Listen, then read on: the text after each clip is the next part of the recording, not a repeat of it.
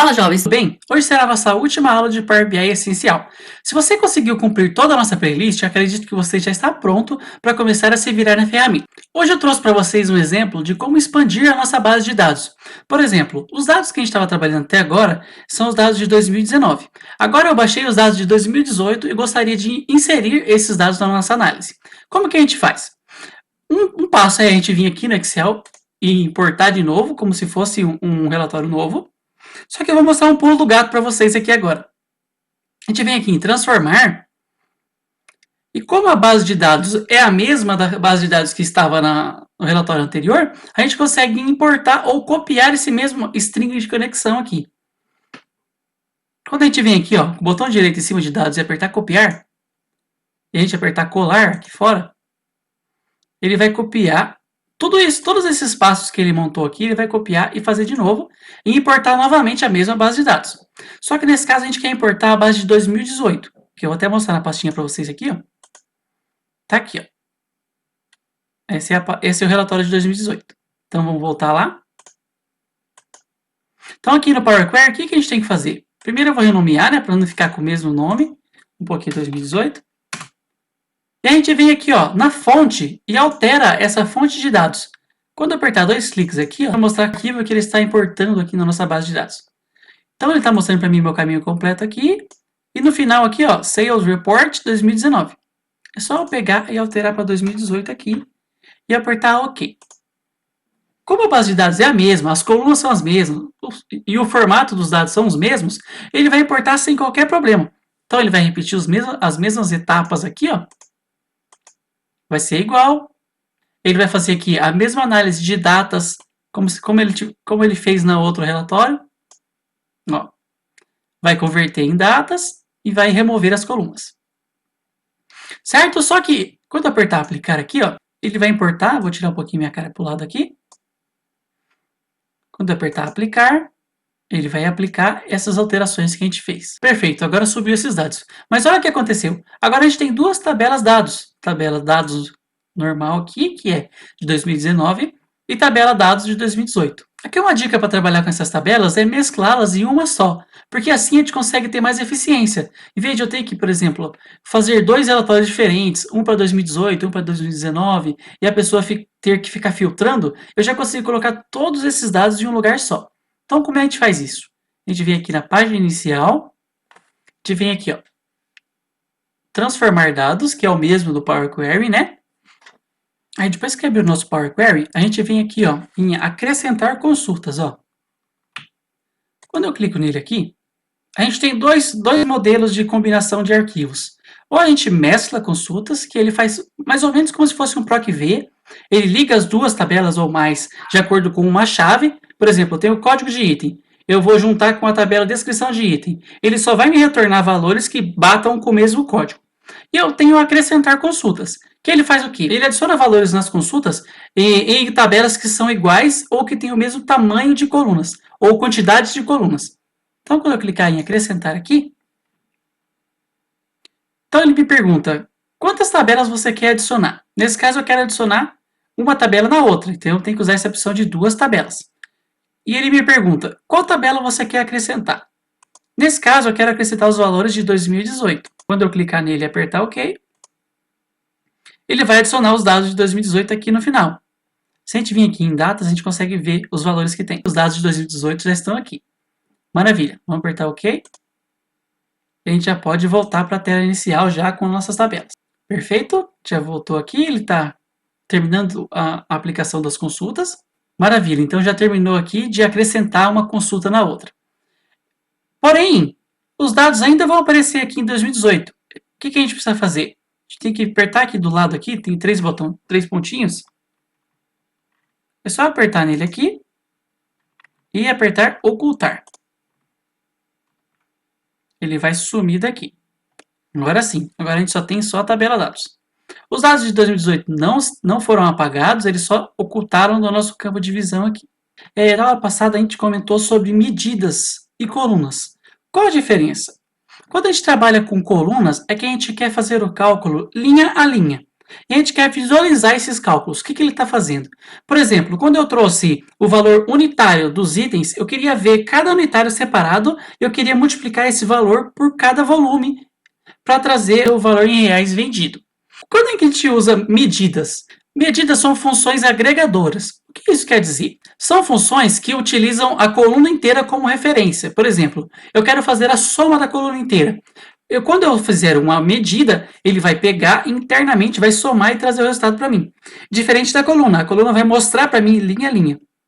Então, você tem que avaliar bem o que você vai precisar. Se você quer ver esses resultados, fazer filtros nesses resultados. Porque, por exemplo, quando eu estou trabalhando com colunas, eu consigo jogar ela dentro do slicer e filtrar. Já medidas não. Medidas a gente tem que usar ela em gráficos, usar ela em tabelas e assim por diante. Então vamos dar um exemplo aqui do que é isso que eu estou falando. Que eu estou só falando aqui e não estou dando exemplo, né? Eu vou jogar minha cara um pouquinho para o lado aqui. A gente meio que já fez algumas medidas implícitas aqui. Quando a gente arrastou o campo volume para cá, o que ele fez? Por dentro, quando eu clicar aqui no cantinho, ele vai mostrar qual tipo de cálculo que ele está fazendo. Se ele está fazendo uma soma, se ele está fazendo uma média, um mínimo, um máximo, e assim por diante. Nesse caso, naquele momento, a gente escolheu soma. Então, quando eu escolhi isso aqui, ele fez a soma e jogou no gráfico para mim aqui, ó, nesse gráfico de linhas. Só que qual que é o modo correto de fazer isso? O modo correto é a gente criar medidas para isso. Por quê? Porque assim que a gente tem uma medida, por exemplo, soma de volume, a gente consegue usar essa medida em outras funções. A gente consegue aproveitar esse cálculo. Por exemplo, ó, se eu tiver um cálculo de soma de volume e soma de valor, eu consigo fazer uma média ponderada dos unitários. Que a gente vai fazer isso agora. Então, eu vou jogar isso aqui para o lado. Vamos criar uma abinha nova aqui. Eu não cheguei a comentar, mas aqui a gente tem parecido como se fosse umas tabelas dinâmicas aqui no Power BI, que são esses dois ícones aqui. Ó. O primeiro é uma tabela normal, que você adiciona os valores linha a linha, ele vai mostrando. E o outro é como se fosse uma tabela cruzada. Quem mexe com Axis aí vai saber. Que é uma tabela dinâmica com linhas e colunas. E ele faz o cruzamento das duas mostrando o valor. Então vamos adicionar aqui a tabela. O que eu quero ver aqui? Aqui eu quero ver o código de item. Quando eu clicar, ele vai jogar para lá. Item. Eu quero a descrição desse item. A gente está montando já aqui ó, uma tabelinha para a gente. Eu quero o valor. Só que eu não vou adicionar esse valor direto. O que eu vou fazer? Eu vou vir aqui em dados, clicar nesses três pontinhos aqui no canto, ó, clicar nesse botão e colocar aqui, ó, nova medida. Quando eu apertar esse botão, ele vai trazer para mim aqui uma barra de fórmulas, como se fosse no Excel. Aqui, já apareceu para mim aqui, ó, a descrição dessa medida, para mim medida 2, porque eu já tenho uma medida aqui que eu criei como teste. Então, o que a gente tem que fazer? Primeiro, eu recomendo dar um nome para ela, né? Nesse caso, eu quero soma volume. Quando eu apertar igual, ele vai me perguntar qual a função que eu quero fazer. Nesse caso, eu quero fazer uma soma. Então, eu vou digitar a função sum.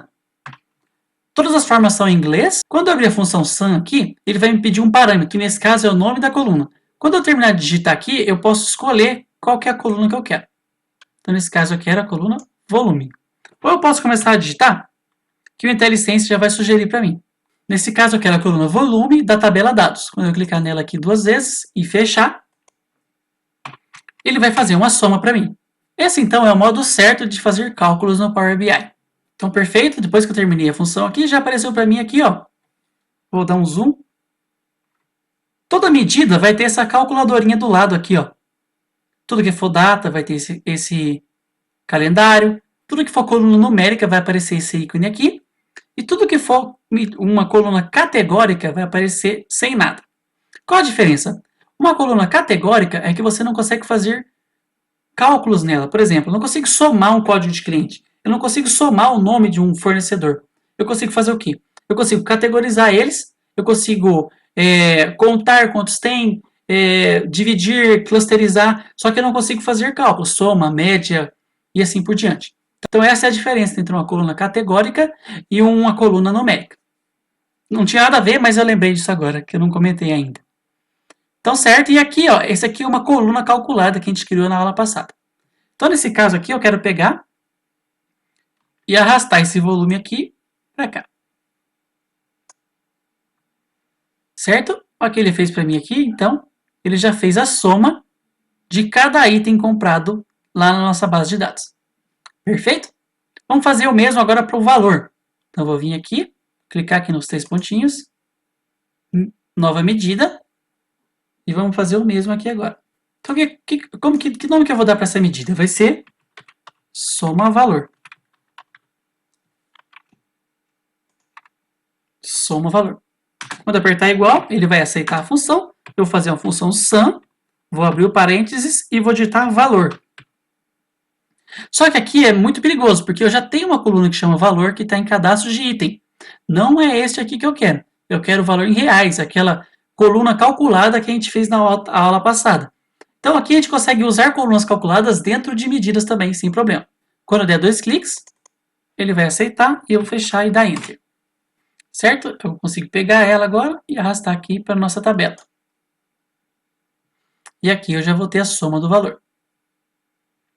Para a gente formatar, é só a gente clicar aqui nela, ó, e aqui em cima vai aparecer o nome dela, qual tabela que ela está. Por exemplo, eu criei minha medida, a medida foi lá em cima, em outra tabela. É só você vir aqui, ó, e mudar. As medidas não são dependentes da tabela que elas estão fazendo o cálculo. Eu posso ter uma medida que está em outra tabela, mas calculando, por exemplo, eu tenho uma medida que está aqui em cadastro de item, e ela está calculando tabela dados. Não tem problema. Isso aqui, a medida, ela é inteligente o bastante para calcular em tabelas diferentes. Certo? Ó, vou pegar aqui a medida volume e vamos aqui, ó, formatar ela, porque está sem ponto, está sem vírgula. Então, vamos pegar aqui, ó, essa vírgulazinha aqui, e ele já vai formatar para a gente ela aqui. Maravilha, então já tenho formatado o volume e o valor. Agora, como que a gente faz para pegar o unitário? Se eu simplesmente pegar o unitário que eu criei lá na nossa aula passada, olha o que ele vai acontecer. Ele não vai dar erro e ele vai trazer um valor para a gente. Só que, ó, tá um pouco estranho, porque a gente está pegando itens de R$200, 203. Eu não tenho certeza se são isso, se é isso mesmo, os unitários desse item. Como que a gente avalia? A gente vem aqui na tabela. A gente vem aqui, ó, na tabela cadastro de itens, só clicar nela. E vai mostrar. Olha como são os unitários desses itens. R$27, 33, 30. Então aquele 200 está errado. Por quê? Porque eu simplesmente peguei o valor e arrastei aqui para dentro. Só que esse valor é um valor ponderado. Então, para isso, eu tenho que fazer uma medida para calcular. Por quê? Porque ele está agregando aqui para mim. Ó. Aqui eu não tenho a tabela inteira, eu tenho o agregado só de itens. Então, o que a gente precisa fazer? Eu vou tirar esse unitário daqui. Eu venho aqui em nova medida. E aqui eu vou chamar essa medida de valor. Não, vou colocar unitário ponderado. Quando eu falo unitário ponderado, é como se fosse gasolina, né? Reais por litros. Então, o que eu tenho que fazer aqui? Soma volume. Quando eu começar a digitar, ele já vai aparecer aqui nossa medidinha que a gente criou. Vai ser o valor em reais dividido pelo soma volume. Quando eu apertar Enter, ele vai fazer esse cálculo e vai alocar a medida em algum lugar. Nesse caso, ele alocou aqui, ó, em cadastro de cliente. O que eu venho? Eu venho aqui, ó, e mudo para a nossa tabela dados. Para deixar todos os cálculos num lugarzinho só. Tem um jeito melhor de fazer isso, mas para frente a gente vai comentar. Então ele já apareceu para mim aqui, ó, unitário ponderado. O que eu faço? É só eu pegar e arrastar para cá para a gente ter o valor. Então, perfeito. Eu tenho aqui o item, o valor comprado, vou até dar um zoom para ficar melhor de ver. Eu tenho o item, o valor comprado, o volume comprado, o valor que o cara vendeu e o unitário que ele conseguiu nesses produtos. Certo, gente? Então é isso. Espero que tenha gostado do conteúdo. Se você gostou, dá um like aqui embaixo. Qualquer dúvida pode deixar nos comentários. E se for relevante para você, peço que você se inscreva no canal. Mais pra frente a gente vai continuar com esse conteúdo de Power BI avançado, mas por enquanto vamos dar continuidade no Excel avançado, que o pessoal está me pedindo bastante. Valeu, gente!